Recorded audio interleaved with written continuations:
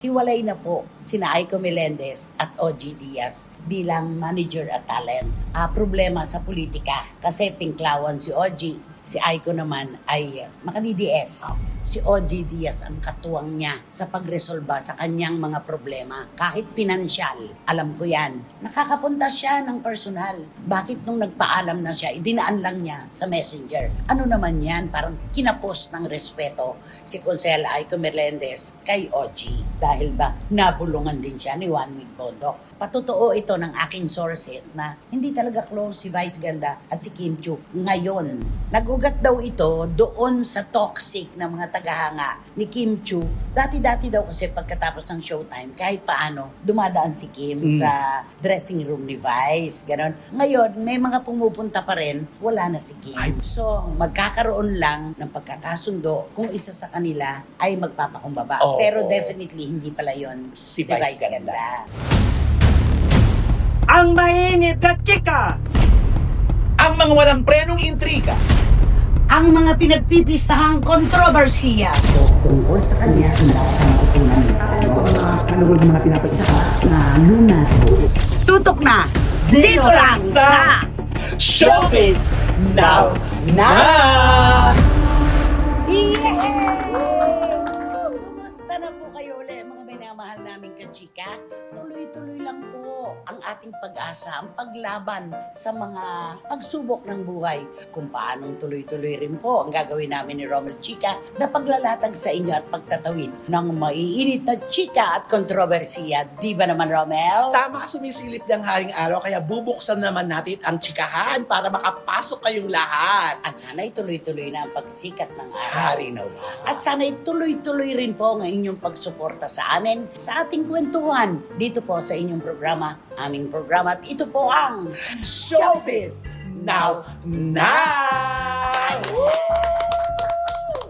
Okay, ang una nating pag-uusapan, malapit sa aking puso ito. Alam mo naman na sa akin siya nagmula. Yes. Kahanay at nire-respeto naming kasamahan sa hanap buhay. Hiwalay na po sina Aiko Melendez at OG Diaz bilang manager at talent. Maraming kwento na lumulutang pero nilinaw naman ni Aiko na ano man daw mangyari, nagkahiwalay man sila, alam mo yan na mahal kita. Sabi niya kay OG Diaz. Correct. Diba? Mananatili siyang mother. Oo. At sabi naman ni OG, siguro isa lamang yung sinasabi nilang problema sa politika. Kasi pinklawan si OG, si Aiko naman ay makadidies. Okay. Diba? Tinatanong ng mga kababayan natin, dati-dati kay Mayor Joy Belmonte siya, talaga ang lapit-lapit niya. Kumbaga, sumisip-sip siya, yun ang termino Tapos ngayon, na kay VP Sara, di ba? Duterte. Na kay VP Sara Duterte na siya. Ano ang nangyari? Okay, sabihin na natin na magkaiba ang kanilang paniniwala at paninindigan. Maaaring isa ngayon sa mga dahilan. Pero bakit nung magpaalam si Aiko kay OG, dinaan lang sa messenger? Yun, mapapaisip ka. Mm-hmm. Nakakalungkot lang, di ba, yung mga ganyang eksena na nung una naman talagang super chika talaga sila, malaya sila, pero yung pagpapaalam, At saka sa lahat ng problema ni Konsehal Aiko Melendez, si OG Diaz ang katuwang niya sa pagresolba sa kanyang mga problema. Kahit pinansyal, alam ko yan. Nakakapunta siya ng personal. Bakit nung magtatapos na ang kanilang relasyon, bakit nung nagpaalam na siya, idinaan lang niya sa messenger? Bakit naman idinaan ito sa messenger? Ano naman yan? Parang kinapos ng respeto si Konsehal Aiko Melendez kay OG. Okay. Eto na ngayon ang mga bulong-bulungan. Ano ba ang dahilan? Bakit kumalas na siya kay OG? Dahil ba, nabulungan din siya ni Juan Mig Bondoc. Hindi maialis yun, di ba? Oo, kasi syempre lahat naman ng dito, opinion, tatanggapin. Lahat ng mga iniisip ng mga tao, isa lang yan. Kapag may taghiwalay, may something. Ganun lang naman lagi. Hindi, yung sa punto ni Juan Mig. Oo, yan. Ano masasabi mo? Maaari. Kasi syempre pag partner na ngayon yan Kung anong problema ng isa, nagpapalitan yan. Magkakulab sila, no? Oo. Pati sa mga vlogs nila, di ba? Nagpapalitan na yan ng mga idea. Hindi po natin maialis na maaari na nakausap sila ni Juan Mig Bondoc at nagdesisyon si Aiko na, sige, tayo na lang ang mag-aano ng aking karera. Maaari. Lalo na yung sa politika. Yung karir naman niya sa pelikula, ano naman yun paminsan-minsan lang. Na lang. Pero yung politika talaga, yan po ang linya ngayon ni Aiko Aiko Melendez. Okay. Sa punto ng proteksyon, ito masasabi ko talaga to. First hand.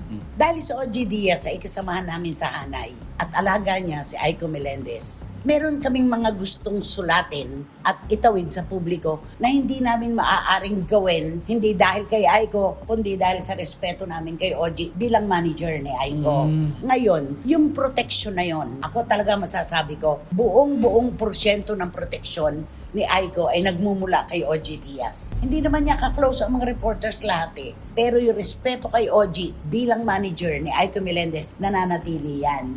Maraming bagay-bagay na pwedeng ipitik kay Aiko na hindi natutuloy bilang pagrespeto kay OG Diaz. Ay, magandang ano yun. Protection No, yun protection eh. yun. Totoo yun. Siya nagpoprotekta. Alaga niya eh. So nagdadalawang isip kaming lahat na tutuloy ba namin to? Magtatampo si OG. Kasi ito na lang naman ay pinakikisama niya. Bakit pa namin itutuloy? Parang mga ganon. Yung protection na yon, paano na ngayon? Tatakbo si Aiko bilang kongresista ng Quezon City. Sino ngayon ang magpo-protection sa kanya? Ngayong wala na si OG Diaz. Si OG, pagka merong gumalaw kay Aiko, may pumitik kay Aiko sa mundo ng politika, agad nang nakaharang si OG Diaz. At saka lalo na sa panahon na yan, sa pagtakbo niya, lalong, alam mo yun, syempre kanya-kanyang kwento, kanya-kanya ng siraan, maraming lalabas, alam naman ni Miss Aiko yan na pagdating sa ganyan, maraming naglalabasan naman kung At ano. paano siya ngayon puproteksyonan ni OG? Samantalang humiwalay na siya bilang alaga. Parang ganun. Although of course sinasabi ni OG, anytime naman na kailangan nila ng Tulong. pagkatulong ko, nandito lang naman ako. Siyempre madaling sabihin yon. Kung ikaw man si Aiko Melendez, dinaan mo nga lang sa messenger ang pagpapaalam mo. Lalapit ka pa ba? Samantalang hindi mo nga siya binigyan ng respeto. Napakarami pong kwento tungkol kay Aiko Melendez sa District 5 ng Quezon City. Ngayon yan, lulutang na isa-isa yan. At anong aasahan natin? Sasangga si OG Diaz. Naku, May karapatan na ang bawat isa ngayon na ilantad yung mga kwento na yan. Naku, mahirap yan. Mahirap yan kasi syempre na dati-dati yung mga gustong bumira, pumansin, pumitik, Nagpepreno. nangingimi. Oo. Ngayon wala nang ngimi. Parang Oo, ganyan. oo. Although of course, hindi naman nangangampanya itong si OG Diaz na, porque wala na sa akin si Aiko ngayon, may freedom na kayo na siya ay pitik-pitikin. Parang wala pong ganon, walang ganon. Pero sa amin, bilang kahanay ni OG, syempre yun ang papasok sa utak namin. Si OG lang naman ang nire-respeto namin eh. Kaya nga yung mga kwento tungkol kay Aiko Melendez, hindi namin inilalabas, hindi namin siya binibira. Respeto kay OG Diaz bilang kasama namin. At ngayon, dito ngayon sa mundo ng politika, ang dami-dami kaya na nagkukwento na kesyo itong si Aiko Melendez ay maraming, nako, Romel, pag inisa-isa ko, palagay ko si Aiko magugulo ang kanyang mundo. Tulad na lamang nung paghihiwalay nila ni Congressman Jay Conghon ng Zambales. Maraming kwento to eh. Ang dami-daming kwento nito. Yung mga pagsasalita ni Aiko laban kay Congressman Jay ng patalikod. Marami ito. Tapos yung kwento tungkol sa kanyang bahay na tinitirhan ngayon na ipinatayo ni Congressman Jay Conghon.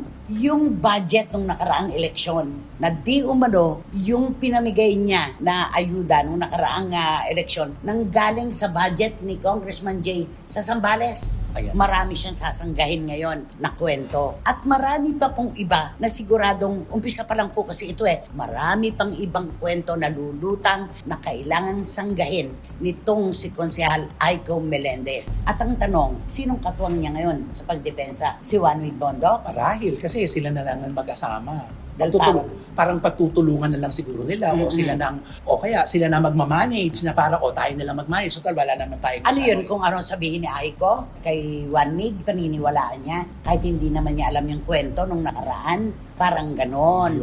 Kaya ngayon po talaga matindi ang magiging laban nitong si Aiko Melendez kung tutuloy nga siya na kumandidato bilang kongresista sa kanyang distrito. Matindi ito kasi mag-iisip ang mga tao kapag iwalay siya sa manager niya, dinaan lang sa messenger, hindi man lang pinersonal, samantalang noon lahat na ng leak, kausapin na natin spiritually, morally, financially, nagpupunta siya kay OG Diaz. Yun lang. Yon. At ang mga anak niya nasa Viva na ngayon, di ba? Yon. Samantalang dati, ang akala natin kay OG din ibibigay nitong si Aiko. Kasi syempre yung nanay nagmamanage siya, si Miss Aiko. Ano kay OG kasi syempre to follow na yun. Sana buo. Marami pong nagsasabi na si OG Diaz daw po ay iniiwan ng kanyang mga minamanage. Vice ganda, 4 na taon niyang hinawakan. Magkaibigan po sila hanggang ngayon. Kay Liza Soberano, totoo na siya ay iniwan ni Liza Soberano. Pero nakita naman po natin kung alin at sino ang pinaniwalaan ng publiko. Si OG ba o si Liza? Sino bang naapektuhan sa kanilang dalawa, sa kanilang karera? At itong kay Aiko Melendez, bata pa si Aiko na kay OG Diaz na. Pinoproteksyonan, itinuring na parang anak, kapatid. Oo. Tsaka ang tagal nila ng yung friendship, Matagal, di ba? oo, matagal. Nagsisimula pa si Aiko, natatanda ko yung pelikula nila ni Aga Mulak, di ba? Eto, sabi ni Aiko, nagkahiwalay man tayo, mother, mahal na mahal pa rin kita. Andito pa rin ang friendship, hindi masisira. Kumbaga, hindi siya nagsusunog ng tulay. Maganda yun. Hindi ba pagsusunog ng tulay, yung nagpaalam ka sa pamamagitan lang ng messenger? Kung ang pinairal mo talaga ay respeto kay OG Diaz, dapat pinersonal mo siya. Inilatag mo ang mga dahilan kung bakit kailangan mo nang humiwalay at tanggalin siya bilang iyong manager. Yun lang naman ang question niyang maraming yan. Oo, kasi maraming spekulasyon eh. Sobra. Sobra talaga. Doon uugat ngayon. Bakit ganun? Bakit sa messenger lang? Samantalang dati. Diba? May mga pagkukumpara na yan. Okay? Kung nabulungan man siya at nabulungan ba ang dapat na tawag doon? Nasulsulan? Ni Juan Migbondo. Abay, mag-isip-isip siya. Matindi ang labanan sa politika. Oo. Matindi. Yun talaga ang iisipin natin, matindi ang At labanan. kailangan niya ng isang taong dedepensa Ayun. na nire-respeto at pinakikinggan ng maraming reporters. Yun lang yun. Nakakapanginay. Okay? Personal tong amin kasi nakita namin yung pagsasama nila. Kung gaano kaganda at kung paanong iningatan talaga. Parang inilagay ni OG si Aiko Melendez sa loob ng plastic balloon. Walang makagagalaw. Akin to. Ibigay nyo na sa akin to. Ayun. Ganon. Ayan. Okay, ano ba? May kanta ka bang pinili? Ay, meron Para akong dito? kantang pinili. Naku, bagay na bagay rin ito. Pasok na pasok ito sa sitwasyon. Bakit nga ba mahal kitang kahit di pinapansin ang damdamin ko, di mo man ako mahal, heto pa rin ako, nagmamahal ng tapat sa'yo. Bakit nga ba mahal kita, kahit na may mahal ka ng iba, o bakit Alam mo nga kung bakit ba? ka pumiyok? Hindi naman kasi bagay kay Aiko at kay OG ang kanta mo. Ay, so dapat to, Oh. paalam na aking mahal. Hindi pa rin bagay Ay, yun. Hindi pa rin. Kasi pag nire-respeto mo ang tao, hindi ka magpapaalam sa pamamagitan ng text at messenger. At dahil dyan, wala na tayong kanta. Wala na, wag na lang. O dito na tayo sa pangalawa. Ay, Ito latest to. ha? Ay, eto talaga. Di ba kamakailan, merong pumutok na balita na hindi magka-close si Vice Ganda at si Kim Chu. Oo, kaya marami namang naghalungkat ng mga bagay-bagay na pinanood nila yung mga binalikan, yung mga past view na magkakasama sila na sa telebisyon na kung tinitignan nila kung ay oo nga, no, may napapansin sila. Okay. Oo. Ito, latest ito. Mga tagaloob din. Hindi naman manggagaling ang kwento sa tagalabas. Kung sino yung nakakakita nung nasa loob, yun ang lumalabas. Ayun. Okay. Totoo daw po, patotoo ito ng aking sources na hindi talaga close si Vice Ganda at si Kim Chu. Ngayon, nagugat daw ito doon sa toxic na mga tagahanga ni Kim Chu na talagang binira ng binira si Vice dahil lamang nakalimutan na pasalamatan at handugan ng award niya itong si Kim. Yes. Ano nga ang sabi ni Vice noon? Sa Sabi- mga ano niya, taga-suporta niya? Little Ponies, Oo. kay Vice. Sabi niya, mga little ponies, Oo. ano lang kayo, relax lang kayo. Kalma lang. Huwag kayong tumulad, Oo. di ba? Pag ganon. Correct. Sa mga toxic, parang ganon. At saka kasi, dati-dati daw kasi pagkatapos ng showtime, kahit paano, dumadaan si Kim sa dressing room ni Vice, ganon. Nag-iipon-ipon sila doon, sila Ami, sila Ann, ganon. Ngayon, may mga pumupunta pa rin sa dressing room ni Vice, wala na si Kim. Ay, pati yun napansin. Oo, napapansin nila na talaga naapektuhan. Nagkaroon talaga ng epekto sa kanila yung bashing, yung toxic bashing. Correct. Yun. At saka eto, may naalala pa ako, bago pa pumutok yung, pumutok na nga yata itong hindi sila magka-close. Dinipensa pa ni Vice itong si Kim tungkol doon sa issue ng clean money. Oo, nabasa natin Oo. yan na parang Hindi, napanood ko. pumanig Napanood siya. ko. Oo, pumanig. Sinabi niya na pupunta daw siya sa Spain, kakain ng Sa restaurant. sa isang restaurant with our clean money. Karugtong yun ng issue kay Heart Evangelista, di ba? Oo. So, nandun pa rin yung pagmamalasakit at pagmamahal ni Vice kay Kim Chiu. Pero ngayon, parang baligtad na baligtad. Ako kasi hindi ako tutok masyado. Ang napanood ko, yung clean money issue na yan, binabara ba talaga ni Vice ganda si Kim? Kasi parang pag nagchichikahan sila, parang hindi masyadong pansin yung mga chika ni ano. Alam mo yun, hindi niya masyadong binibigyan ng pansin. Hindi niya yung Yung kay Kim? Yung kay Kim, pag nagsisisi Kim na nagsasalita, parang wala lang. Nagsalita si Kim, okay. Hindi katulad nung kay Ann kasi. Si Ann talaga nagbabardugolan sila, humahaba yung chikahan nila. Pag kay Kim, opinion ni Kim, okay lang. Wala nang follow up. Yung pambabara, Yung pambabara yun. meron. At saka sabi pa Nay, merong mga moment kasi na kahit alam mong biro pero hindi maganda ang pagtanggap ni Kim. Doon nagsimula yan. Umiiwas na lang daw. Oo, yung parang hindi maganda ang pagtanggap niya na parang ano to? Hindi Teka ganun muna, si Kim. sino ba naman ang hindi binardagol ni Vice? Oo. Lahat naman. Saka sana at that time nasanay na siya kasi ilang taon na rin sila magkakasama. Oo. Nakakalungkot na magkasama kayo sa isang bubong, sa isang show na dapat ay may harmony, dapat harmonious ang samahan Oo. nyo. Pero bakit nagkakaroon ng ganito? Ano yung, di ba hinulaan sila ni Mamo? Oo, Oo. talagang sabi ko, Si Mamo. si Gloria Escoto, the prophetic witch, siya sabi na meron daw talagang tampuhan ang ginamit ng ni Mamo na may tampuhan ng dalawa na nag-aantayan lang sila kung sino ang unang ahakbang. Pero I'm sure si Vice daw hindi sa kanya manggagaling. So, ang kailangan magpahinuhod, magpakumbaba, si Kim Chiu. Si Kim Chiu daw lalapit kay oo. Vice. Yun ang ayon sa hula ni Mamo. Gagawin naman kaya ni Kim Chiu yun? Mataas din ang pride nitong batang ito. Alam Diba? mo, hirap kasi talaga pag pareho kayong sikat. Alam mo, di ba, na yung pag sikat kayo pareho kasi lumalabas kasi yan na parang, teka muna. Parang nakakulong na sila doon sa ideya na, bakit ako? Oo. Di ba? Bakit ako yung nasakpan? Di ba, may ganyan. Bakit ako yung na-offend? Parang ganon. So, magkakaroon lang ng pagkakasundo kung isa sa kanila ay magpapakumbaba. Oo. Pero definitely, hindi pala yon Si Vice Ganda. So, si Kim Chiu ang kailangang magpakumbaba para matanggal na itong hindi sila close issue na ito, na binabara siya issue na to, at iba pa.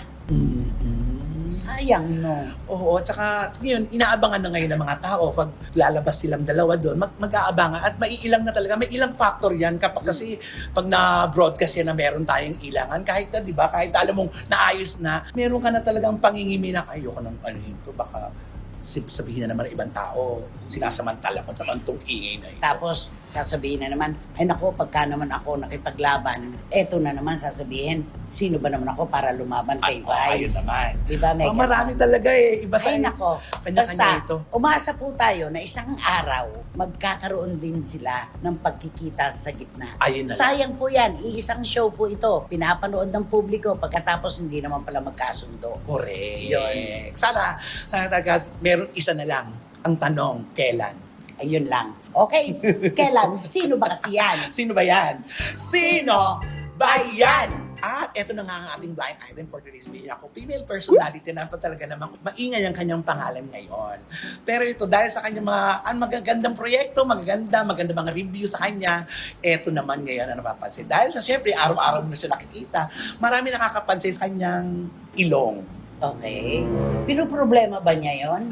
Naaapektuhan na rin siguro siya. Nasasaktan? Oo, nasasaktan na rin siya. Parang, ano ba? Nananahimik itong ilong ko. Ito yung inaano nyo, pinapansin na napapansin. Keso, Ano ba ang problema ng ilong ng girl? di ba maganda siya, babae siya. Ang ilong daw nitong girl na ito ay panlalaki kasi malapad. Pero bagay naman sa kanya. Yun na nga. Saka isa yun sa dahilan ba't siya nagtagumpay. Oo. Yung ilong na ito. Pero syempre, sabi nga nila, pag artista ka, pag meron ka mang hindi Complete ka package. Oo, pag hindi ka komportable sa alam mo hindi. Tapos, lagi pang sinasabi ng mga bashers, parang may isip mo, siguro nga, it's about time. So magpapa-enhance? Malamang sa malamang. May plano? May plano kasi hindi naman masama magpa-enhance kasi ikagaganda niya lalo Oo, ito. tsaka puhunan ito Oo, ng mga artista. correct. Kailangan kumpleto ka nga ang pakete. Kasi di ba minsan kasi nakakairita na wala namang ginagawa sa ilong, yung parating pinapansin, yun yung pangit. Diba? Saka nakakaano yun, nakakabawas ng confidence. Oo, nakakababa ng self-esteem. Oo, di ba? Kaya ngayon, siguro, nag-iisip na itong si girl. O eto, di ba? Nag-iisip magpa-enhance. Pagkatapos ng enhancement, may bago na naman bashing. O kaya lang naman gumanda yung ilong mo, pinaayos mo, ganun. Yun na naman ang nakakatakot. Oo. Diba? Ay, di ba nga? Kumaliwak at kumanan, may makikita sa iyo. Pero ako nagagandahan ako sa kanya. Oo, pero... At saka nababagayan ako nung ilong niya sa kanyang mukha. Yes. Pero, Kasi, ang lalaki. Ano kasi rin. Oo nga, napansin ko din na may lapad ng konti. Kasi pag tumulis pa ng konti, umimpis pa, lalo siyang gaganda ng bonggang. Ang ganda pa naman niya. Oo. No? Nako, sa dami po ng mga artista ngayon Nagpailong. na nagpaayos na ng ilong. Sino ba bang natitira na blind item natin? Magbigay ka na ng clue. Ay, nako. Lagi niyo po ito nakikitang ginagawa natin, di ba? Tinutugtog natin to. Ring my bell. Ring My bell. Ring my bell. My bell. Ring. Oh. Ah. At ang apelido niya, pangalan ng lalaki. Ay, oo. Diba? Oo. Pangalan ng lalaki. Pero ang kanyang, sila pa ba ng kanyang partner? Sa love team niya? Sabi. Sila pa rin? Oo, sabi. Magkarelasyon ba sila? Hindi naman inamin, pero pinuhulaan ko din to. Ganon. Magbigay ka nga ng clue tungkol sa lalaki. Ay, naku! Ay, sikat ang apelido nito. At kung babasahin mo yung lalaki, yung pangalan ng lalaki, pagtapos mo maglaba, itong ilalagay mo para mabango ang labahin mo. At ang kanyang apelido, sikat na sikat kahit sa mundo ng politika. Totoo. Ano pa ba? Napakagwapong bata. Yes. Oo. At bagay sila. Bagay na bagay sila. Kung magpapa-enhance man, karapatan po niya yon. Kesa naman sa araw-araw na lang binabash siya na ang Oo. ilong niya panlalaki. Totoo. Ay, nako, eto na. Siguro, nakuha rin ito. Malamang. Palagay ko si Tito Manny Garcia at si Tita Norsky, meron na. Ring my bell. Pangalan ng lalaki, ang kanyang apelido. Ganon. Nako, itanong nyo kay Seth at kay Baby Emilia. Baka sila magturo sa inyo. Maraming salamat sa inyong suporta. At si Wating Wating, babalik na naman ang France. Wow! Walang katigil-tigil sa kanyang paglalamierda. Wating Wating. Kaya mo na yan. The Miss Explorer. Nance ng Belgium, salamat. At ang ating mga tala girls, Iram Lia, Lulu Malig, Rona Gabriel at ang mga MMA ladies at Tingalingaling Angels, kayang-kaya nyo na yan. Dims Ignacio ng Singapore, Ray Reyes ng Winnipeg, Manitoba, Canada. Of course, ang dami-dami nyo nanguhula ngayon. Kahit nga si Neneng Putot Gensoli, nakikihula na. Ang sarap-sarap kaya manghula, lalo na pag nahulaan mo. Ang sarap sa Oo. pakiramdam. Kaya ako pa naman, bumabalik ako ng text. Di ba? Diba? Ang sipag mo. Ay, nako. True. Tama. May mga ganyan ka, di ba? Naman. Perfect. Oo, di ba? Diba? Parang ganon. At dito naman po sa Pilipinas, syempre pa. Si Juris Doctor Channel, si Papa Marlon at si Mama Luisa, nagko-compare notes Ay, ang galing. Nahulaan. Para pati yan. Okay. At dito naman po sa Pilipinas, yung sequence, Direk Franny Zamora, Dan Clavesillas, Jamie Dasha, Tita Nene Olanday, Randy Balaguer at Eddie Litada. Ayan. Guyson Magdadaro. Sino pa? Hello. At Lara May Abrigo. Si Meron pa ba? Marichu Permacion. Espiritu. Mm-mm. Lahat po kayo mga SNNers na talaga namang pag blind item na, talagang tutok na tutok Sobra. na. Sigurado ito, wala na po sa inyo ang mauupo ngayon sa row 4. Nakatabi ang mabawang basura at walang Electric fan. Kaya naman, mag-subscribe na po kayo, mag-like, mag-share, at pakisama na rin po ang Romel Chica Vlogs ko. At pakiusap lang po sana namin sa inyo, don't skip. nagtulungan po tayo. Ay, yes. At ang aming Showbiz Now na official sa TikTok, please follow us. Salamat po. Hindi mo ba napapansin, may gumagalaw-galaw sa tenga ko? Nakakapanibago. Dangling. Oo. Nako, Tita RC Hernandez ng Twin Princess Gems dyan po sa Shopsville, Green Hills. At syempre, puntahan din po natin ang kanya pang shop, Marriott Hotel sa Manila. Makikita po natin talaga yung mga makintab na kaya po ng inyong bulsa. Legit. O ayan, may nakadangling na Ang ako. ganda kaya. Okay ba? Oo, ang ganda. Konting haba pa niyan, ayaw mo na. Ay, ayun. Katulad ng hindi bali na lang. Okay. Maraming salamat pong muli sa inyong lahat mga kachika na nakasama namin ni Romel sa episode na ito. Ang inyo pong pagmamahal at pagmamalasakit, lalo na po ang oras. Salamat po sa pagbabahagi sa amin. At ikaw naman Romel, thank you so much. Salamat po. Hanggang sa susunod na sultada po ng inyong programa, aming programa. Ito po ang Showbiz Now. Now. O yung mga kanta mo hindi naman bagay sa kanila. Bakit nga ba mahal kita? Dapat ganon. O, sige, sige pa. Kahit di pinapansin ang damdamin ko, di mo man ako mahal, heto pa rin ako, nagmamahal ng tapat sa'yo. Ganon. I-dictate mo nga sa akin kung kakayanin Sige. ko yung challenge. Bakit nga ba mahal kita? Bakit nga ba mahal kita kahit di pinapansin ang damdamin Ayun na. ko? Di mo man ako mahal, eto pa rin ako, nagmamahal ng tapat sa'yo. Hanggang bulan ko ang maibibigay ko dahil hindi naman po ako singer. Ayun, ayan ha. Ang daming Maraming version. salamat po muli. Thank you so much. Ang daming version. Ang mainit na chika! Ang mga walang prenong intriga. Ang mga pinagpipistahang kontrobersiya. Tungkol sa kanya, natutunan nito. Kalugod ng mga pinapagsaka na lunas. Tutok na dito lang sa Showbiz Now!